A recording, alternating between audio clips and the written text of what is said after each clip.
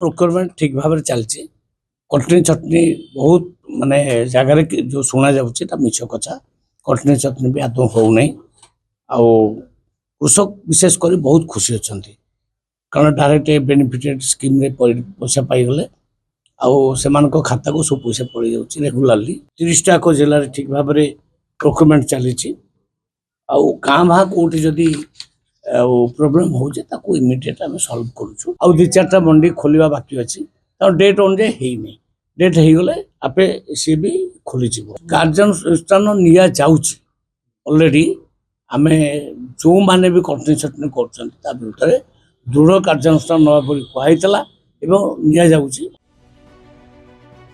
राज्य में खरीफ धान विक्रय पर खोली मंडी किंतु एजाएं समस्त स्थान में मंडी खोली नथिबारु चाषी असंतोष वृद्धि पाउछि। खोद जोगाण मंत्री मध्य यह स्वीकार कलेनी जे सबु मंडी खोलिनी ता सांगकु कटनी छटनीर मध्य आसुछि अभियोग। यह होछि बांकी हरिराजपुर सेवा समन्वय समिति। एठी धान मंडी उद्घाटन दिनरु देखिबाकु मिछि चाषी असंतोष। मिलर और सेवा समिति संपादकों मधुचंद्रिका जोगु चाषी माने शोषण हेउतबा अभियोग करिसेंती। मिलर माने धान क्विंटाल पिछा चाषी 6 किलो 8 किलो धान काटुतबा अभियोग होइछि। अन्यपटे सेवा समिति हरिराजपुर संपादक कहिसेंती कटनी छटनीर अभियोग आसिनी।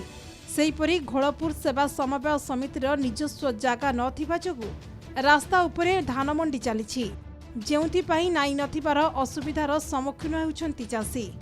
जो गोदाम गृह रही ताहा मध्य भांगी रुझी पानी गलुछि। कुसुपंगी सेवा समवायर सही समान स्थिति। एठी खोला आकाश तले चली धान मंडी। अन्यपटे ऑफिस कार्यालयटी एक पुराना आजबेस्टर गृह मध्य चली आसुछि। सिमलीपुर सेवा समवाय समितिर मध्य गोदाम गृह नाही। कम्प्लेन ना कौन आम तो चाषी कहूँ सेक्रेटरी कह से चौकी बसला लोक तो आउ मिछ कहले आम देख हाँ कार्यानुष्ठान हेनी आम जमी करुँ आम हईराण आम आणीचु जो जमी गोटे संसार को मुर्दार नेला भाया आम आणीचु जो बाध्य स्वरूप दौचु आवे आणीचु जो आउ कौन जमी गोटे बजार को लेकिन गले सेल नाला आम नहीं आणीचु 300-400 टका खर्च कर दुआरू फेर नहीं 300-400 टका जीवु कि जहाँ आम देखिए जाऊँ। सरकार आमको कहले कटिंग नाई एवं धान उड़े आण भल धान दियो भल पैसा नियो किंतु देखला को आम धान उड़े आनलु किंतु कहते तुम तुमर ए मेसीन पड़ो जदियो से कौन गलती बाहर ताले धान पैसा ये मंडी में आम नबू ना आ सेक्रेटरी कहते आम जानना चाषी आमको तो किसी अभियोग करना चाषी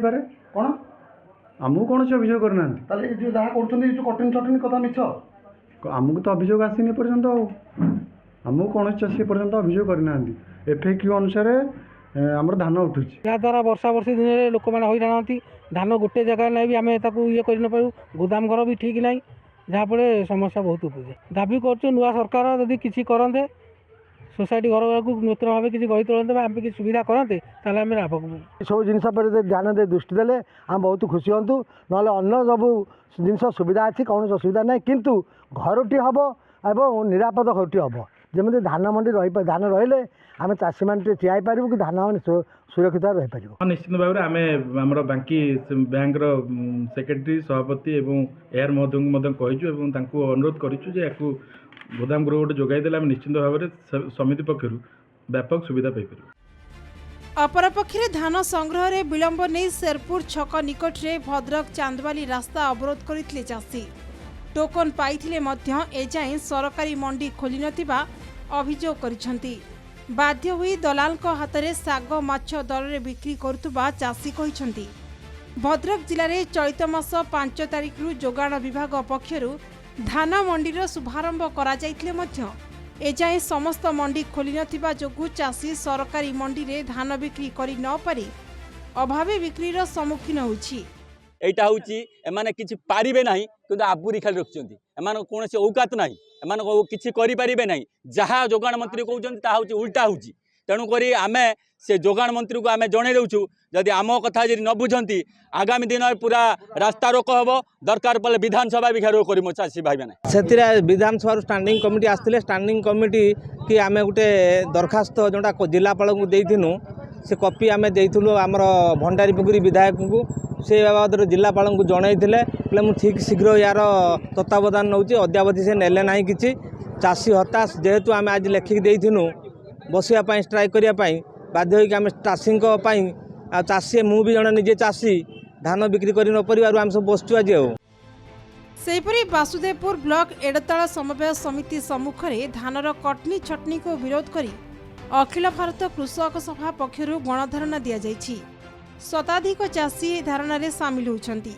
जे पर्यंत समाधान न होइछि गणधारणा बसी रहे बोली चेतावनी दैछन्ति चाषी।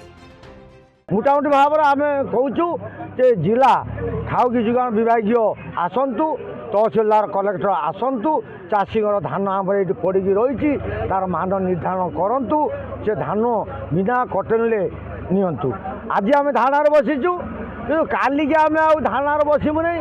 चाषी भाई माने आम समस्ते राजरास्ता को उलेबू बरंग आईन हाथ को नबू आरेस्ट हमू जेल भोगबू आउ कालिकी आम रास्ता रोक करने आम प्रशासन को लिखित भी जन देचु। तेणुक आपण कहतु जे आज कहबार कथा अच्छी जो डिस्कलर कथा अच्छी से कथा ना एटी मिलर मनमानी अच्छी मिलर माने जदि चाहिए ये समाधान आज तुरंत हो पार गोटे चुटकी आज्ञा हो पार। तेणुक मु आशा करी जिला प्रशासन को अनुरोध करी जिला सरकार को अनुरोध करुँच यथाशीघ्र ये मिलर द्वय को जदि ये धान न नियंती चाषी सहित आलोचना कर धान न नियंती तुरंत बरखास्त करा बाहर जिलूर मिलर को अणा जा धान एठू करा आमर चिंताधारा आम भल मानर धान आणमु किंतु पैसा पत्र जो कठिन छटिणी जोटी कौटी 1% 2% जो रोचे से केमती मैनेज करी हम चाषी भितर केमती माने सरकार रहतु प्रशासन रहतु